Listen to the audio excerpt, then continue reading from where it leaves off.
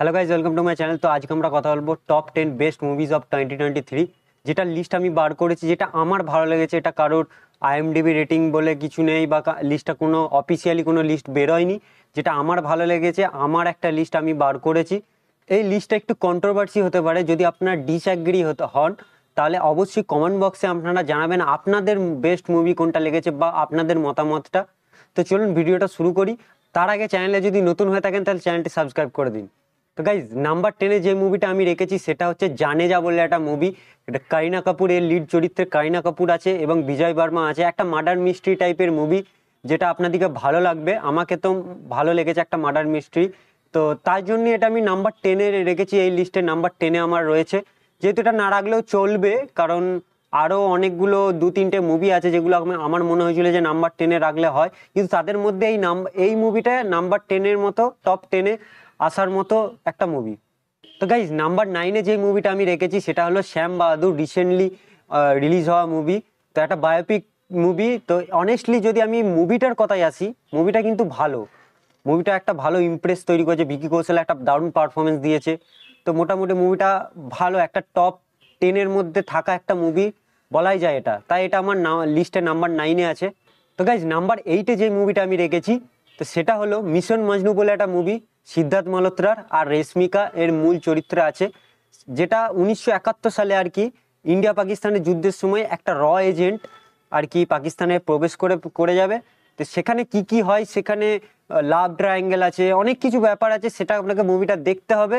তো এই মুভিটা যেহেতু অনেকটা অ্যাট্রাক্ট করেছে, যেহেতু একটু ইন্ডিয়া পাকিস্তানের ব্যাপার আছে, আবার এজেন্টে, যেটা যেটা আমাকে খুব ভালো লাগছে ব্যক্তিগত, তাই এটা আমার নাম্বার 8-এ আর কি রেখেছি আমি এই মুভিটাকে। তো গাইজ, নাম্বার 7-এ আমি যে মুভিটা রেখেছি সেটা হলো শাহরুখ খানের পাঠান। এই মুভিটা সত্যি একটু হলেও আপনাকে ভালো লাগবে, কারণ আমরা তো 2023 এই বছরটা সব থেকে বেশি মাস মাসালা ফিল্মটা আর কি বেশি পছন্দ করেছি। আপনারাও খুব করেছেন, আমরাও করেছি, সবাই আমরা করেছি বলি তাই আজকে এই মাছ মশলা ফিল্মটা এত মানুষ অ্যাট্রাক্ট হয়েছে। তো সেই পাঠান একটা মাছ মশলা, যেটার অ্যাকশন খুব একটু ইউনিক ছিল, এবং যেটা সব থেকে বড় জিনিস, এর যে মেন ভিলেন জন আব্রাহাম, তাকে আমরা খুবই পছন্দ করেছি, তার যে ক্যারেক্টারটা। তো তার জন্য এই মুভিটা হয়তো, হ্যাঁ, স্টোরিটা অতটাও ওয়ার্ক করেনি, কারণ স্টোরিটা অতটাও ভালো নয়। এই জন্য এই মুভিটা আমি নাম্বার 7-এ রেখেছি।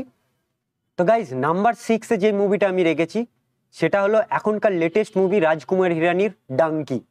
তো গাইজ, ইন্টারনেটে এখন বিশাল ফ্যান ওয়ার চলছে এই মুভিটা নিয়ে। আপনি ভালো বলুন আর খারাপ বলুন, গালি আপনি খাবেনই। আর এই ডাঙ্কি মুভিটা রাজকুমার হিরানির কিন্তু বেস্ট ওয়ার্ক নয়, কারণ এই রাজকুমার হিরানি যে যে মুভিগুলো আমাদেরকে দিয়েছে সেগুলো এই মুভিটার মধ্যে মিসিং আছে, যেটা আপনাদের মনে হয়। আর এই ফ্যান ওয়ার, এক্সপেকটেশন, ডিসঅ্যাপয়েন্টমেন্ট, ক্ল্যাশের মধ্যে আমাদের মানে একটা জিনিস দেবে গেছে আর কি, চেপে গেছে, সেটা হলো এই মুভিটা সত্যি একটু ভালো মুভি, সত্যি ভালো মুভি এই মুভিটা। হ্যাঁ, কিন্তু বেস্ট নয়, কিন্তু একটা বেটার মুভি এটা। কারণ যদি আমি আমার কথা বলি, এই মুভিটা আমাকে ইমোশনালি টাচ করেছে, আপনাদেরকেও হয়তো করেছে, একটু হলেও করবে। কারণ এই মুভিটার দিকে যদি আমরা দেখি, কোনো এক্সপেকটেশন না রেখে, রাজকুমার হিরানি এই করেছে ওই করেছে এগুলো যদি না ভেবে, যে একটা মুভি হিসাবে যদি আপনি মুভিটাকে মুভির চোখে দেখেন, তাহলে মুভিটা ভালো মুভি। তাই গাইজ, এটা আমার নাম্বার 6-এ আর কি এই মুভিটাকে আমি রেখেছি।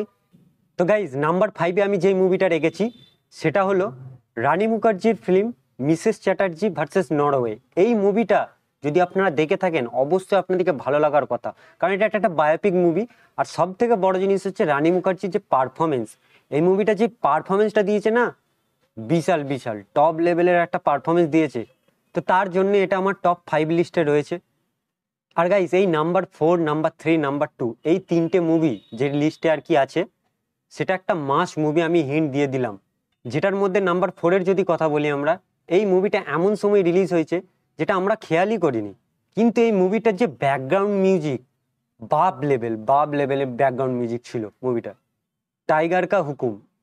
এরপর আপনারা হয়তো বুঝতে পেরে গেছেন আমি কোন মুভিটার কথা বলছি, রজনীকান্তের জেলার মুভিটার কথা বলছি।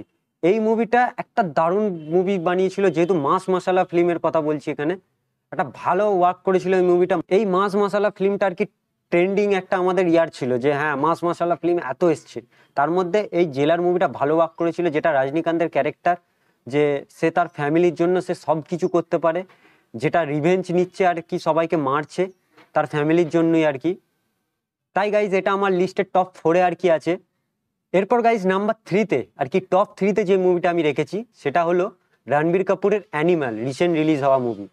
তো এই মুভিটা অ্যাকশন তো ভরপুর আছে, যেহেতু মাস মাসালা বলছি বারবার যে মাস মাসালা ইয়ার ছিল, তো অ্যাকশন তো ভরপুর। আর সব থেকে বড় জিনিস হচ্ছে যে একটা বাপ বেটার একটা রিলেশন দেখিয়েছে, যেটা হ্যাঁ জিনিসটা একটু একটু অ্যারোগেন্ট, একটু ভায়োলেন্স টাইপের আর কি। সেটা আমরা এর আগে মুভিতে কোনোদিন দেখিনি, কিন্তু এতে দেখলাম যে হ্যাঁ অ্যারোগেন্ট, তার জন্য একটা অডিয়েন্সকে একটা অ্যাট্রাক্ট করছে এই রিলেশনটা। আর হ্যাঁ তবে ববি দিয়ালের যে ক্যারেক্টারটা তাকে একটু ফোকাস করতে পারতো, ওই জন্যই এই মুভিটা আর কি টপ 3-র লিস্টে আছে। টপ 2 এর কিন্তু টপ 1-ও আসেনি এই মুভিটা আর কি, ফার্স্টেও আসেনি, তো তার জন্য টপ 3 মুভিতে আমি রেখেছি। এরপর গাইজ নাম্বার 2-এ যেটা আমি রেখেছি, যে মুভিটা আমি রেখেছি সেটা হলো শাহরুখ খানের জওয়ান। এই মুভিটা সত্যি একটা স্টোরি ছিল, অ্যাটলি যে ডাইরেক্টর, তো সত্যি তার একটা স্টোরি দিয়েছিল শাহরুখ খানকে, একটা দারুণ, শাহরুখ খান সেটা আর কি রোলটা নিয়েও ছিল দারুণ। মাস মাসালা ফিল্ম হওয়া সত্ত্বেও একটা ভালো মুভি আমাদেরকে একটা ভালো মেসেজ দিয়েছিল, যেটা সবাইকে আর কি, সবাই আর কি কানেক্ট হয়েছিল সেই মুভিটার সাথে। এই জন্যই আমার মনে হয় এই মুভিটা টপ 2-এ রাখা উচিত 2023 আর কি ইয়ারে। ফাইনালি এরপর নাম্বার 1-এ যে মুভিটা আমি রেখেছি সেটা বলার আগে, যদি আপনারা চ্যানেলে নতুন হয়ে থাকেন চ্যানেলটা সাবস্ক্রাইব করে দিন। ওকে গাইজ, তো নাম্বার 1-এ যে মুভিটা আর কি আছে সেটা হলো 12th ফেল। এই মুভিটা সত্যি ভালো মুভি, দারুণ একটা মুভি আর কি। হ্যাঁ আপনারা বলবেন যে সেই একই গরিব ফ্যামিলি থেকে বিলং করছে, সেই একটা ঘিসাপিটা আর কি স্টোরি, কিন্তু এটা ঘিসাপিটা স্টোরি নয়। যে একটা পড়াশোনার জন্য সে আর কি, তার ফ্যামিলি গরিব হওয়ার জন্য যে পড়াশোনা আরম্ভ করে সে আর কি কোথায় যাচ্ছে কি হচ্ছে, মুভিটা দারুণ একটা মুভি। যদি দেখে থাকেন অবশ্যই আপনাদেরকে ভালো লাগতে বাধ্য, আর যদি না দেখে থাকেন তাহলে এরপর যে দেখে আসুন, তারপর বলবেন যে কেমন লেগেছে। আমি তো রীতিমতো কেঁদে ফেলেছিলাম মুভিটা জাস্ট। হ্যাঁ ডাঙ্কির আগে যদি আমার কোনো একটা মুভি ইমোশনাল মানে যদি হয়ে থাকে তো এই 12th ফেল মুভিটা। তাই এটা আমি মনে করি যে এই পুরো 2023-র মধ্যে টপ মুভি যদি আমার মনে হয়, নাম্বার 1 মুভি যেটা আমার মনে হয়, তো এই 12th ফেল মুভিটা। গাইজ এই ছিল আমার ছোট্ট একটা 2023-র একটা লিস্ট।